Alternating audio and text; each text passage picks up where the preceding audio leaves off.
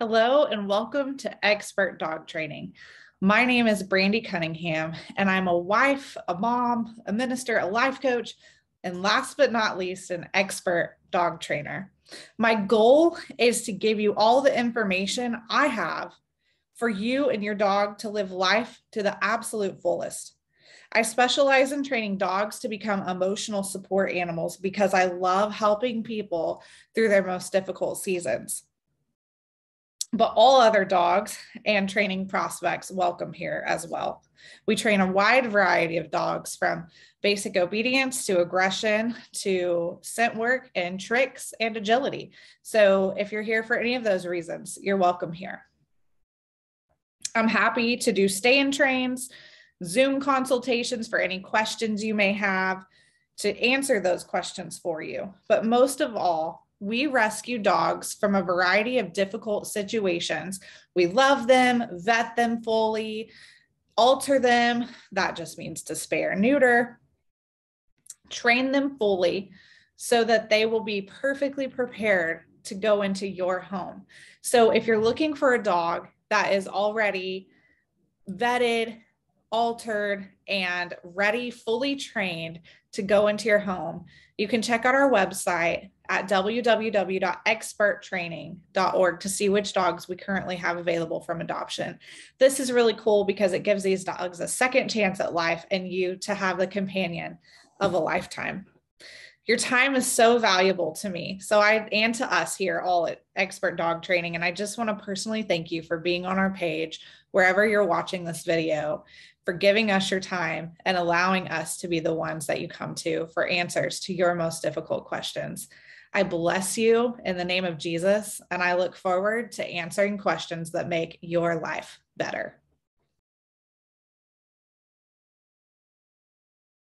So on today's episode of Expert Dog Training, I'm going to be teaching you a very simple way to potty train your dog, whether it's a puppy or not. So there are a little bit of differences if you're potty training a puppy versus an adult dog, but I'm going to go over the foundational facts of ways that you can train whether they're a puppy or not. And then I will specialize and hone in on training a puppy specifically. So in potty training, it's very important that you're consistent. Consistency is going to be the thing that potty trains your dog. So I promise if you just do these few things that I'm going to tell you to do, you're going to have such a happy life and you're just going to go, wow, like I didn't know potty training could be this easy. And now I'm a professional. So my job is to make you a professional at potty training your dog.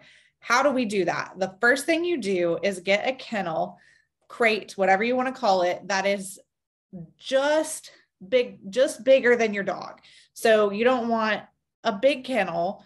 And I understand that a lot of people say, well, I feel bad for putting them in a smaller kennel, but they should barely even be able to turn around. Yes, they will be stretched and exercised and loved by you, but this is specifically for the purpose of potty training. Once they're potty trained, you can up the size of that kennel. So just keep in mind that you're doing them a favor by helping them to know that they won't have to use the bathroom and then lay in it until you're there. Laying in their urine can cause skin breakdown. It can cause infections. It can cause all kinds of things. So know that you're doing them a favor and not making them upset in the long run or hurt in the long run by getting them a smaller kennel for the time being while they're in potty training. So you get the kennel that's just big enough for them to barely turn around in, so that they're not comfortable enough to stand up and go to the bathroom in the same spot that they're sleeping. Most dogs will not do that. There will be a very small handful of dogs that don't agree to this rule, and those are dogs that have actual bladder issues. So if you have a dog that has medical bladder issues, I encourage you to talk to your vet, but you can also set up a Zoom consultation with me at experttraining.org to talk about your specific dog's medical needs. So the great thing is that I also am first aid and CPR certified in animals, as well as I'm a registered nurse. So my background kind of really helps with helping dogs with special needs. So I love to do that. However, if you are just the everyday Joe that has, or Susie that has a dog that you just need to train, get that crate. Now I want you to get on a schedule For the first couple of days to 3 days, your dog will need to go out every 3 hours. So remember, when you bring a dog home or you're re-potty training, it's a commitment. And I promise you, it's not as much as having a newborn. So those of you that are parents, you understand that this is true. Those of you that are not parents, you might think it is just as much, but it is just for a short amount of time. And dogs grow so quickly and they learn so quickly, as long as you're consistent, that remember, you're in this for the long run, and this is going to help both of you in the long run. Point number one, you're getting a crate that is the same size, if not just a tad bit bigger than they are. Rule number two, you're letting them go potty every 3 hours.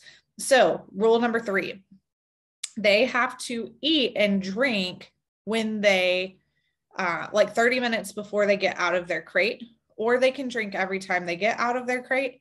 So we have a few puppies right now that we have adopted for training that are in the process of being trained to be adopted out fully trained. So these guys, they get fed 30 minutes before they go potty. They get 5 minutes. So rule number 4 or 5, they get 5 minutes to eat their food. If they have not eaten within 5 minutes, you need to pull that food away from them. You're not being cruel. You're not being mean. You are setting a schedule in place and letting them know, because what happens if you just leave their food in there for them to eat, they will eat throughout the day and have accidents because it's not on a schedule. So the best thing to do is feed them in their crate 30 minutes before they go out. Then after 30 minutes, let them go potty, watch them go potty. So this is rule number 6. You take them out on a leash. Yes, I know that, again, this takes more time than just letting them loose, but you take them out on a leash and you stand still in the same position for 3 minutes. Take your watch with you, your phone, whatever, and make them you stand still for 3 minutes. They don't get to sniff. They don't get to play. They don't get to roughhouse together. They go out individually for 3 minutes on a leash. Once they potty, you can let them free if you have a safe fenced-in backyard, and play with them, give them lots of love. Just let them roam around, because sniffing is a reward to a dog. They love to sniff. They love to use that sense of smell. So they can run around and be free for about 30 minutes or however long you have. That's less than 30 minutes. And then they need to go back in their crate until that next 3-hour mark, a time to let them out.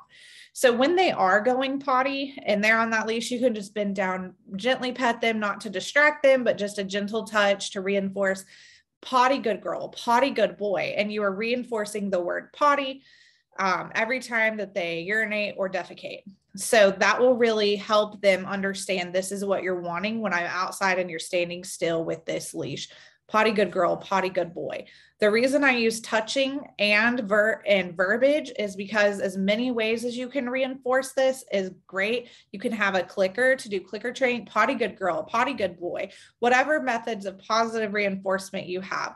I don't recommend that you use treats for potty training or for almost any training unless it's extracurricular, but obedience and household issues, you really don't want to use treats, because these are things that you want your dog to do whether you have a treat or not, and dogs get treat dependent.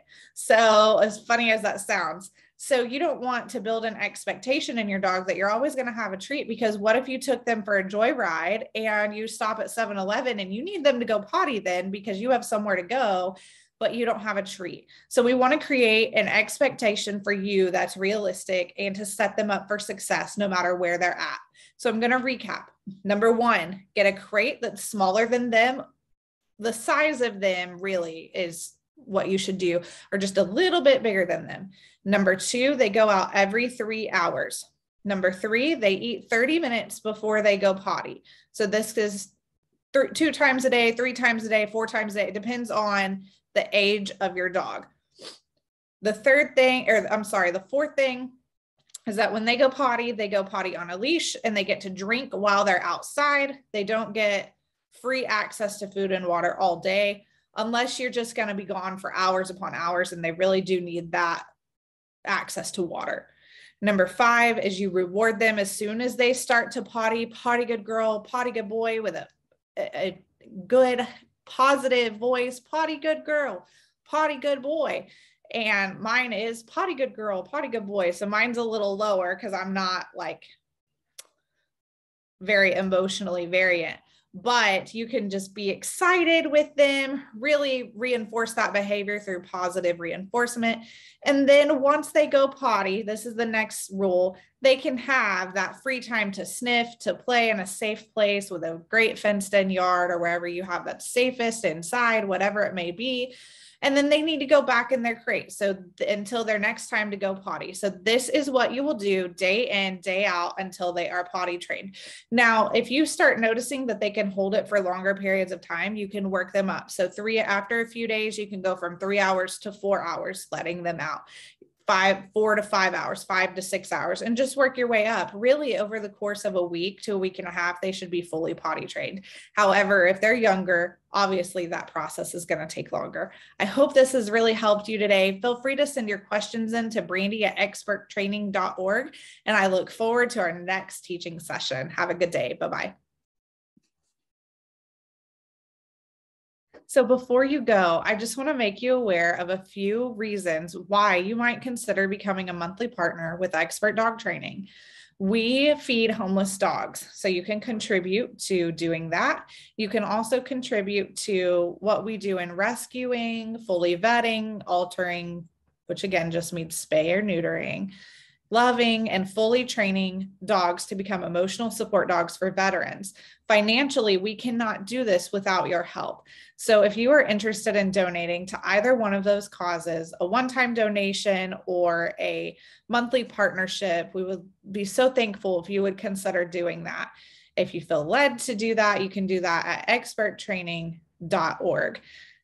Until I see you again, remember that we do stay and train Zoom consultations, and we have dogs available for adoption that are already fully trained, vetted, altered, loved, and ready to go to your home to give you the best life that you could imagine with your dog.